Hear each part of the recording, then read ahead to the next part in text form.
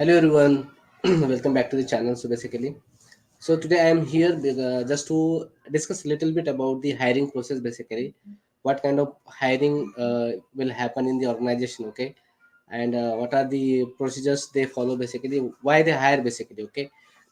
Sorry. So just forgive me. Just I have just little bit cough due to this climate change. Basically, so sorry for that.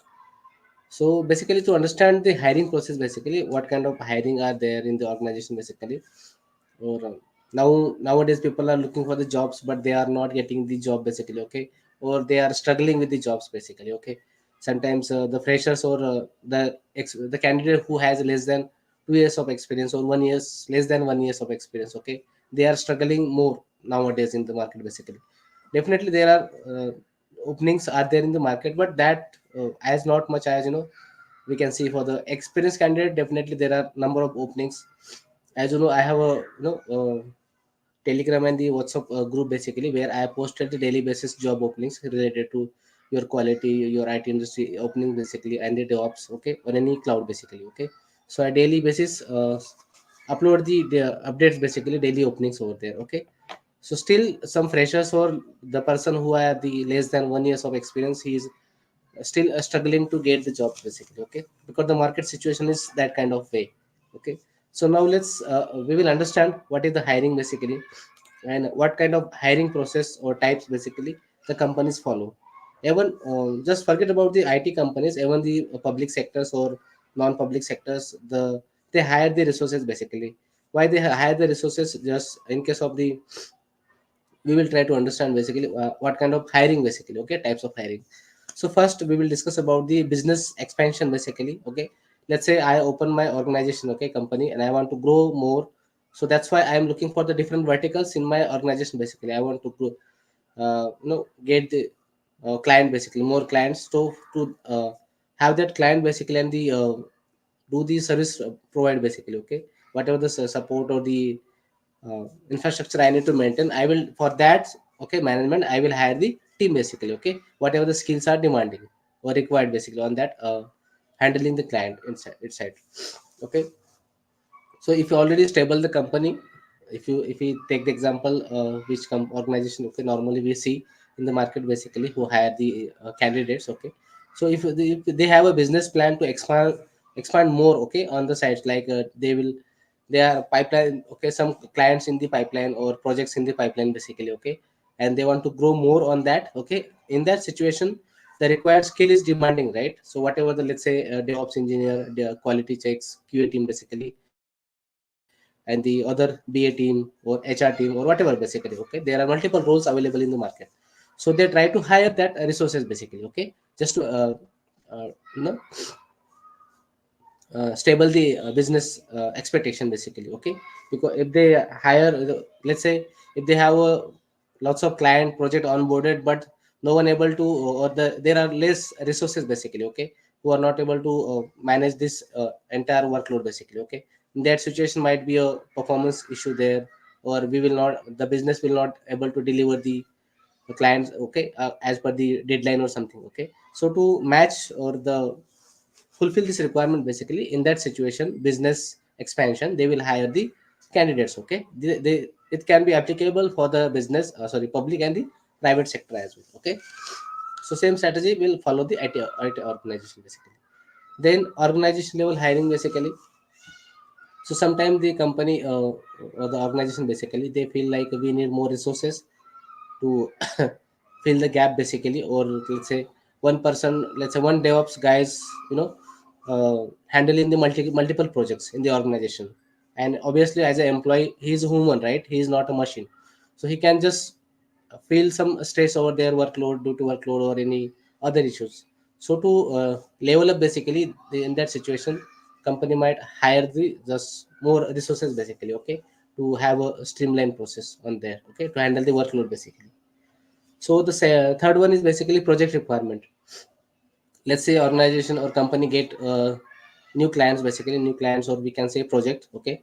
So in that projection, let's say one BA is required, one DevOps is required, one HR, so not HR, one developer, backend front end developer required, one DBA administrator required, let's say, okay, and one architecture person required, basically.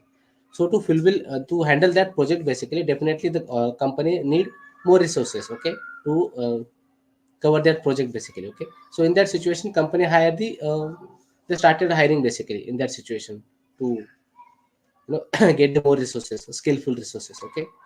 Then come most of the organization have a one bench policy basically. Normally we can say resource pool or bench policy, sorry. So whatever, okay, we can say.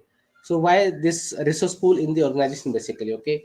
So let's say, because nowadays world is moving very faster, okay, and we know the some candidate might have a immediate joiner, or some candidate might have a 3 months or something, okay, 2 months notice period, okay.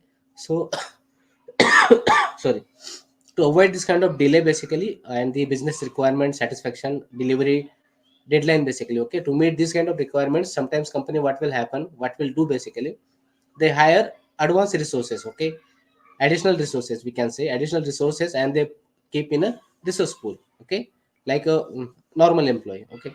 And once they get the project, or if there are any pipeline project, then they it will save the time basically, hiring process. Or sometimes we see seen like, there are dark side, we can say. Let's say I get the offer from the xyz company, but last day suddenly I offer another company offer letter basically, okay, just on the top of side. So what will happen there, that the XYZ company basically, they will face more resource delay basically, resource hiring delay in that situation, right?